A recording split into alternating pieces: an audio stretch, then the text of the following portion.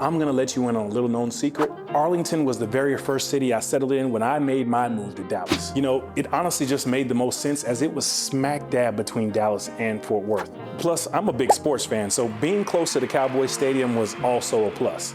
But after a while, I learned some things I feel like nobody else on YouTube has even mentioned. You know, there's some key points that's been left off and can really shape your perception of this city.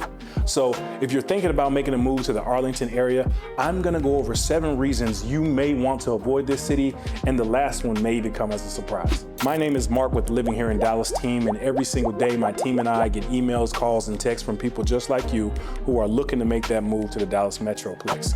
So whether you're moving in 9 days or 90 days, just give us a call, shoot us a text, or send us an email, and we'd be happy to make it a smooth move down to the Lone Star State. So let's dive into the 7 reasons, and if you had anything to add, drop a comment below.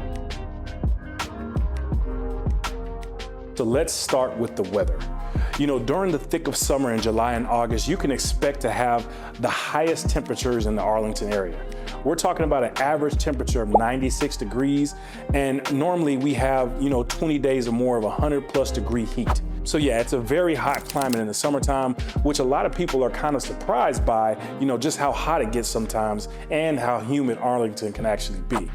But on the flip side, we also have freezing temperatures in Arlington as well.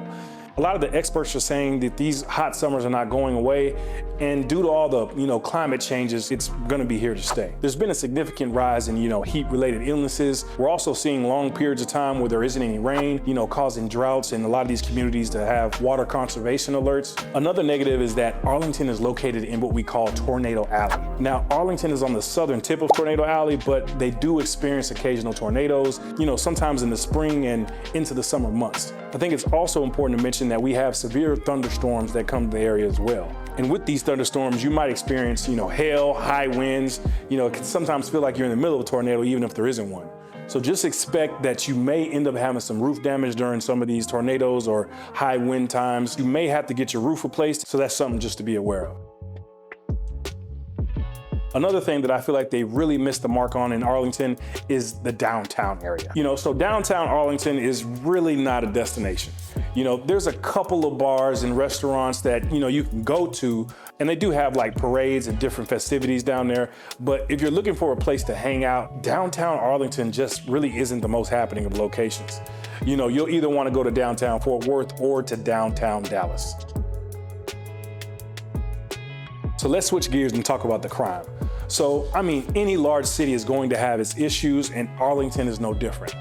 According to crimegrade.org, Arlington is in the 44th percentile for safety, meaning that 56% of cities are safer and 44% of cities are more dangerous. So if you're thinking about relocating to Arlington, definitely do your due diligence and figure out where those locations are, where those crime rates are occurring in that area. You always want to make the best decision for you and your family whenever you're relocating to a neighborhood. Also, I would highly, highly recommend that you do not speed in this city. Arlington is notorious for speed traps. I've lived in DFW for 8 years now, and I've gotten 3 tickets in that time frame, and all of them were located in Arlington. I'm serious.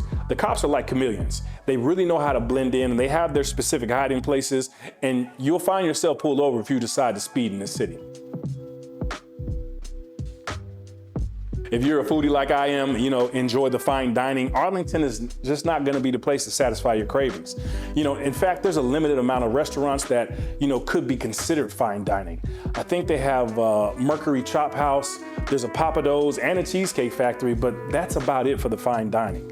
So if you're living in Arlington or thinking about moving to Arlington, you'll wanna venture out to some other places for some of those fine dining experiences. Another con you need to be aware of is the power and electricity issues that kind of come along with just living in Texas, period. So over the past few years, there's been a number of instances in extreme heat or cold weather where it overwhelms our power grid. And this is, like I said, around Texas in general. So it's not just Arlington, you just have to realize that with all the influx of people moving to the area, and Arlington is one of those desirable areas, you may find yourself in a situation where they're asking you to conserve energy. And this also goes for the months where we have those, really cold temperatures. Like I said, the power grid, it needs to be updated, but it really hasn't yet. So that's just something that you have to be aware of, that you will have to deal with. So another thing that's not so great about Arlington is, of course, the traffic.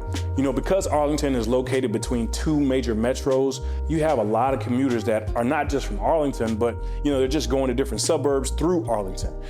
Traveling to Dallas, traveling to Fort Worth, and Highway 30 and Highway 20 are two of the major highways, that travel through the city of Arlington. So you also have a lot of the interstate travel, those big trucks, people going to and from different states. So the highways do tend to get gridlocked at various times of the day. There's quite a bit of construction in Arlington as well. You'll see road crews working on various intersections, major highways. They're trying to alleviate some of those traffic issues. I know they've been working on Highway 360 and I-30 interloop since I moved here, and that was like 2015. They've made some progress, but it's still not completed. So that's just an example of what I'm talking about.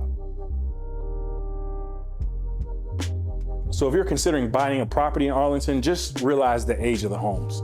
A lot of homes were built from the 60s to early 2000s. So just be mindful if you're looking for new construction when you're thinking about making a move to Arlington, there aren't a lot of choices. Now there's some pockets of new constructions throughout the city, like the Viridian. This is this beautiful master plan community where the price ranges from the mid 300s all the way up to multi-million-dollar properties. They built a man-made lake with a state-of-the-art clubhouse. You also have a pretty big biking and nature trail that's located right across the street. The community also has its own school, so your kid can walk to school. They won't even have to leave the neighborhood. But overall, Arlington is just generally older homes, and with older homes comes a lot more maintenance. So just be aware that if you do decide to purchase a home that's older, you'll want to have a little stash of savings set aside just, for those unexpected repairs that might come up. So if Arlington isn't your cup of tea, I did a video on all the top suburbs around DFW, and whether you're moving in 9 days or 90 days, just give us a call, shoot us a text, or send us an email, and we'd be happy to make it a smooth move down to the Lone Star State. And as always, I can't wait to see you around town.